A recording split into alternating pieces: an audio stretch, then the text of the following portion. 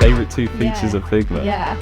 A really nice feature of Figma is the fact that it kind of, in a way, mirrors what we do in build in a way where you can set up components as well as like styles, variables, all that sort of stuff to mirror what they're going to do in build.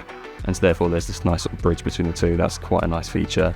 You could also look at some of the smaller bits and pieces which are just around working together, like the little chatbot as part of your cursor, or the little like voice calls you can have within the file, because they're just hugely helpful in cutting out just loads of admin time with like setting up a call with someone, or if you just want to drop someone a message like, can you just very quickly have another look at this, you don't have to like go into Slack, you don't have to set up a Zoom call, you don't have to like schedule a meeting. You can just like, it's almost like you're in the office together, even if you're working on opposite sides of the country or not even in the same country at all.